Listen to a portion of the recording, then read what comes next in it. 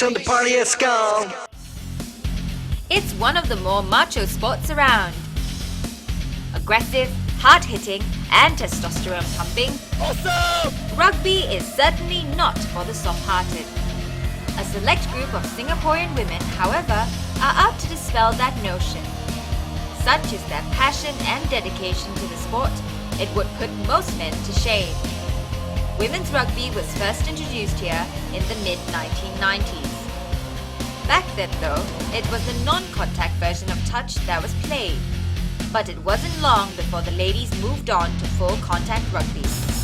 Blacks Rugby Football Club was the first local team to set up a women's division in 1997. And from this pioneer group of players, we meet 3 women who have risen over personal challenges to play the game. Career, family, and societal stereotypes are some of the factors that they have learned to deal with. Meet Priscilla Humphreys, school teacher by day, rugby forward with the Blacks and the national team by night. A sporty person by nature, it was no surprise that it played a part in her taking up teaching. I first started playing rugby in 2002. Before that, I was diving a lot, scuba diving a lot. And when I was scuba diving, we learned how to teach other people. We had to guide the new divers, and that was when I realized I enjoyed teaching people. Having played the game for the past 6 years, she has had to juggle rugby with unpredictable school schedules.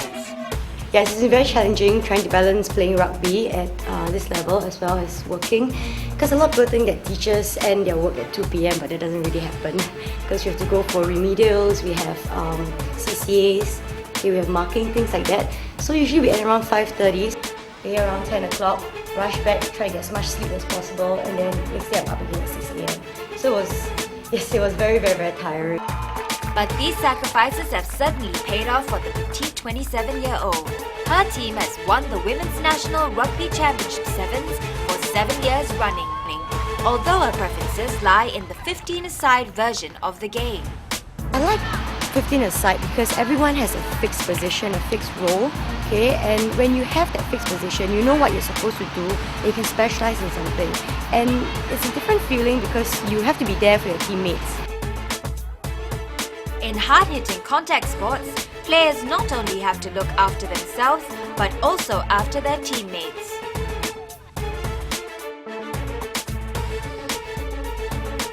Fifty-a-side rugby is very, very tiring because there's a lot of collision. Imagine you are running for maybe 5 meters and then you get hit by someone, and then you have to get up and you just run again. You get hit again, you get up and run again. It's extremely tiring, and in a 40-minute aside game, you need your teammate to pull you along sometimes, to literally grab your jersey and drag you along. And that's what builds us, makes us closer, you know, it's the camaraderie. And we are very, very tight-knit, we're very close because we literally have to cover each other's backsides. Okay, usually 4 of us will go into a ruck, what you call a ruck, a collision together. Okay, we have to support each other. Someone gets blown over, the next person has to cover for her. And certainly, the close ties that bind Priscilla to her fellow players extend beyond the playing field. I guess because we are so close and we need each other so much on the field, it translates off-field as well. The Blacks women are definitely a close-knit bunch. Aside from taking part in organising tournaments, they regularly go on overseas trips together. Before that, we were going on a lot of club trips at the end of the year. We've been to Sydney, we've been to Thailand, we've been to Hong Kong. So we go overseas and we plan everything ourselves. We find teams to play against. And it's fun because we don't just go there and it's a lot of hard work and everything. We have fun as well. We go out. Yeah, so back in Singapore, we do have gatherings, barbecues. We used to have a boot camp where we get everybody together at some chalet, and then we'll do a lot of, it's a little bit like an orientation camp. Yeah, so we do a lot of stupid games. It's basically for bonding. Yes, teamwork, because when you are playing on the field together, you need each other, you need to be able to trust each other. And I think it comes with that when you have these bonding sessions. Despite a rise in its popularity, Priscilla still hopes to see even more women picking up the game, albeit for the right reasons. If you're interested in playing rugby, you should just try it out. You know, just come down for a training, and for any club, just try it out yeah, you never know. You might end up liking it. So at the end of the day, when you play rugby or any sport, it should be about the game and not, you don't play it because you think it looks cool. Because after a while, you'll realize that, you know, getting hit all the time or that is not that cool if you don't really enjoy the sport itself.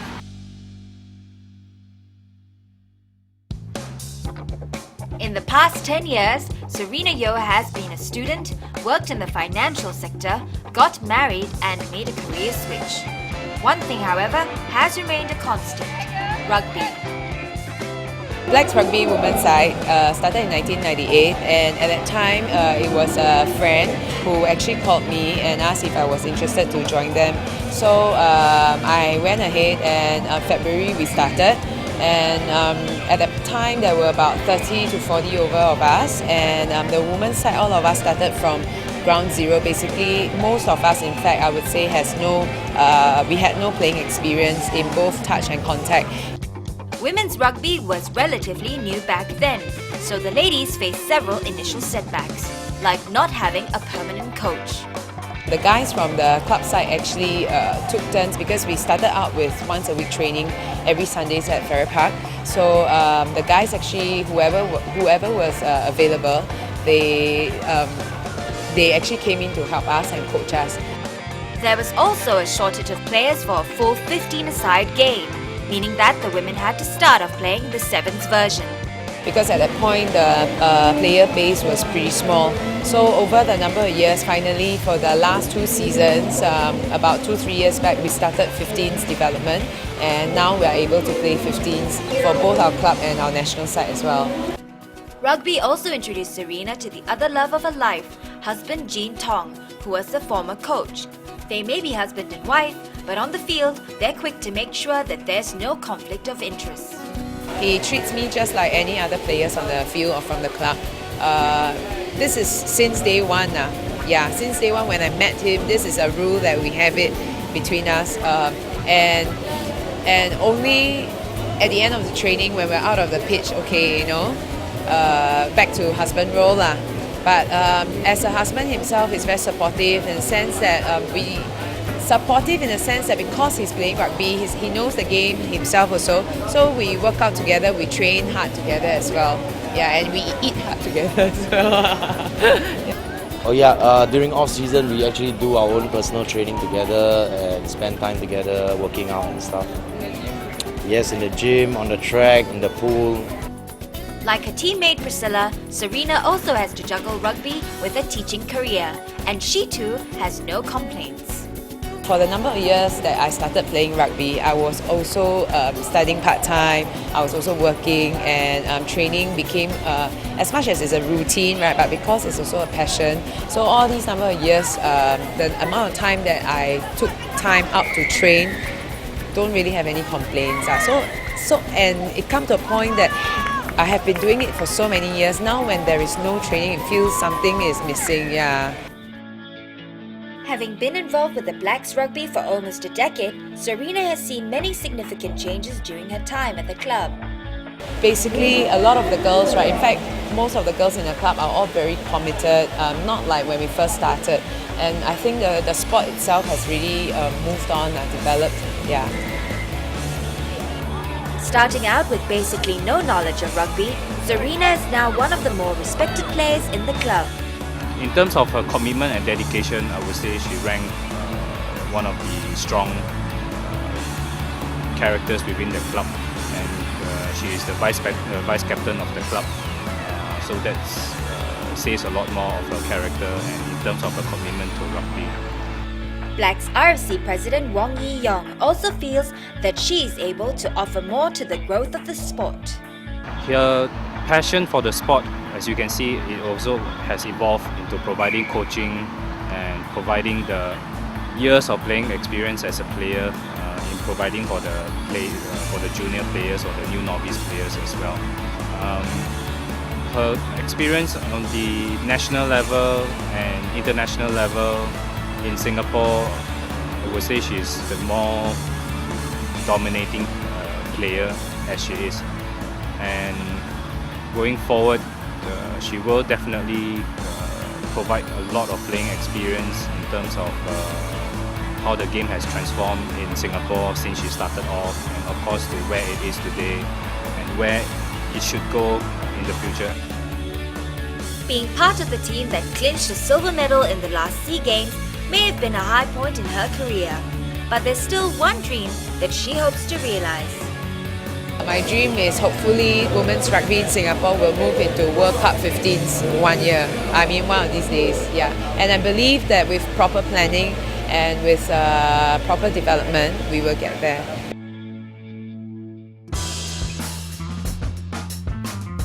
Meet Xiaoying, a lawyer in practice since 2001. Yeah, I was in practice for 4 years, in litigation practice. And after that, I moved in-house. That's where I am now. She's also had a fair share of challenges trying to juggle rugby with a demanding career. When I was in practice, it used to be a lot harder, obviously, because with deadlines from the courts and that sort of thing, or if there's a trial, then you just have to put in the time in the office, and that means that you could sometimes stay overnight or that sort of thing. So it was a bit more difficult to juggle the trainings as well. It was not unusual for her to turn up for work with the occasional bruise and bump, but it helps that she has a boss who's supportive of her passion. Yeah, but I had a very understanding boss, very supportive of my extracurricular activities. So even when I had tournaments to play, she would let me off, or if I had training and for a tournament that was coming up, she would let me go off, and then I could come back after training to finish the work. Basically, as long as the job is done, it doesn't matter what time you're in the office. Such is her love of the game for Xiaoying, or Wing as she's better known as, finding herself playing rugby almost every day. Yeah, I think there was a point of time where it was so hectic that I used to play rugby almost 6 to 7 days a week, because sometimes some of us play touch for recreation as well. So, and if there's a local league, then you're training on 3 days, and then 2 other days you are playing touch, and then you're playing a tournament on Saturday, and then on Sunday you have contact training again. So yeah, I think it's pretty hectic. National team and club commitments also mean that she has very little time for anything else. Well, I've been with the club for almost 10 years. Being part of the club is, I'd say it's more a social area than playing for the national team. Obviously, there's nothing like playing for your country, but playing for the club because for national there's always seasons, so you're on and off during the year. Whereas for the club, you're always around them and they become your friends and you see them every day. Wing also plays a dual role, such that of player and administrator. She's the only female on board the SRU Management Committee. In 2006, I was actually co-opted onto the management committee of the Singapore Rugby Union, and then I was elected thereafter. It's the first time that they had actually asked a female to be on the board. I think it reflects the changing nature of how people perceive the sport to be. A lot of people, whereas it used to be that people say it's a male-dominated sport, now there are many girls all over Asia, in fact all over the world, who are playing rugby union. As the Assistant Honorary Secretary of the SRU, Wing is doing her part to promote the game amongst the fairer sex. Part of what I try to drive at the Singapore Rugby Union is the development of women's rugby in Singapore. Not only just the national team side and how we stand in Asia or even in the world, but also encouraging younger girls to pick up rugby earlier.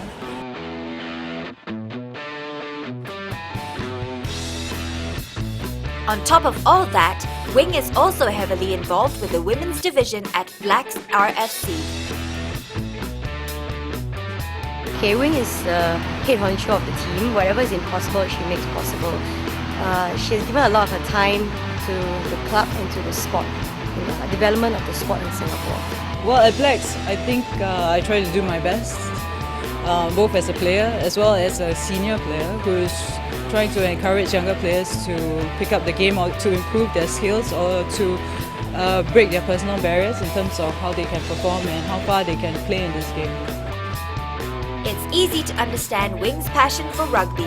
After all, she picked it up during a significant time in her life, school. Okay, actually I first picked up rugby when I was studying as an undergraduate in London.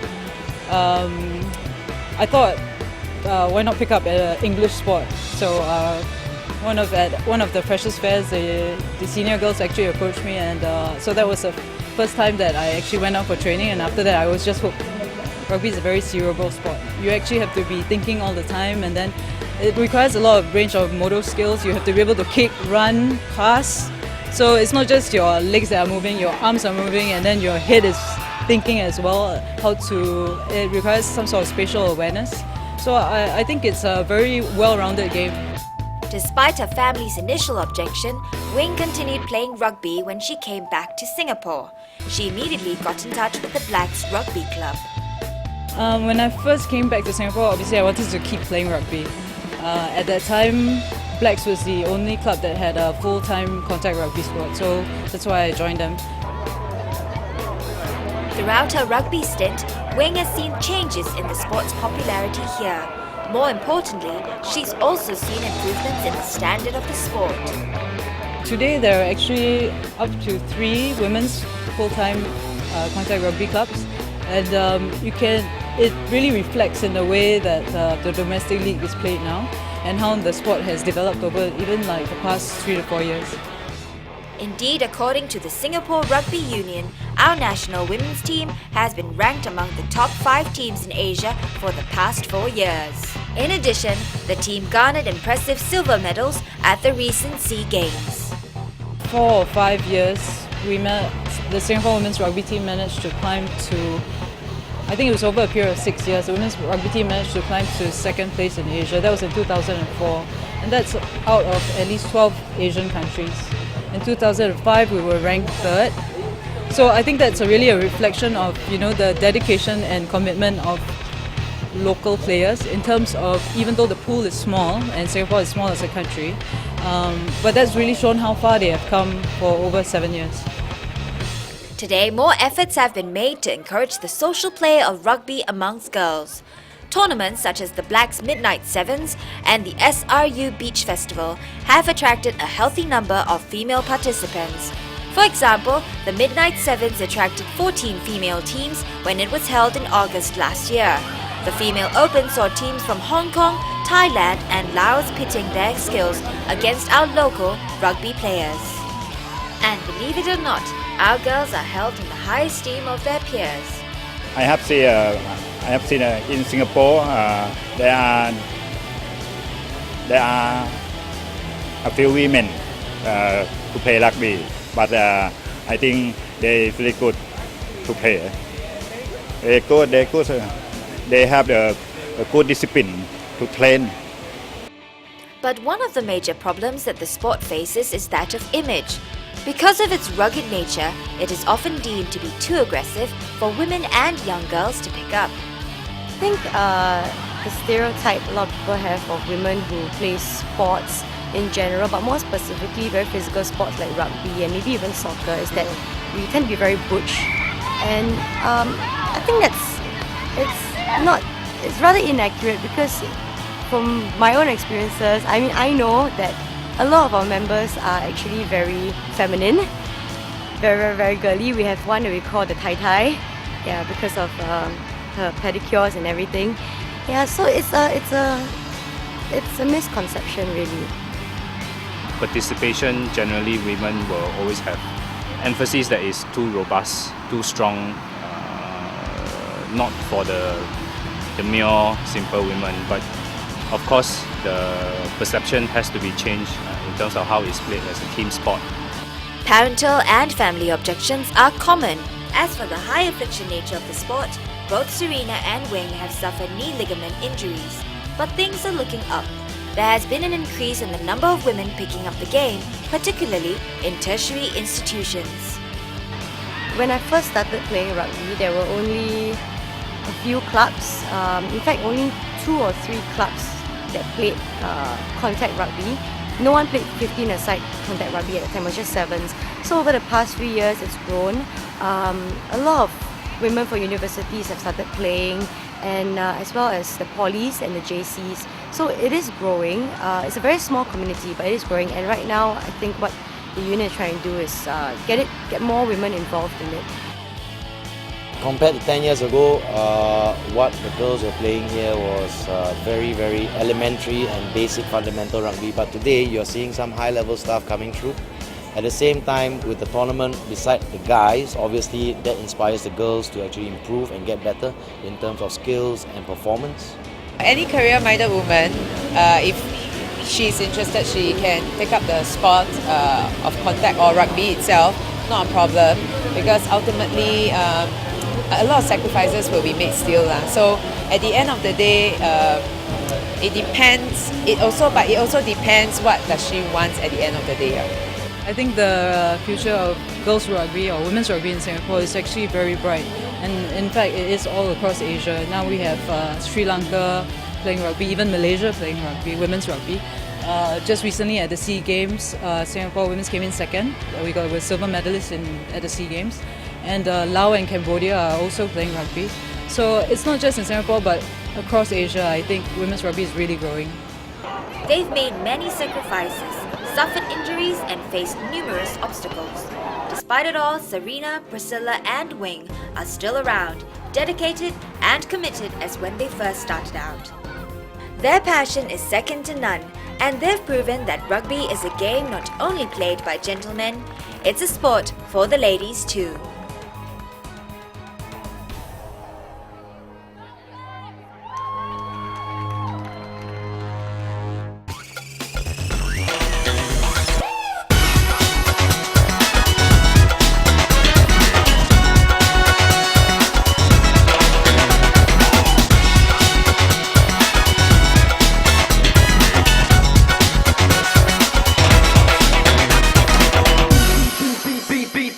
Beat the bass and the party has come.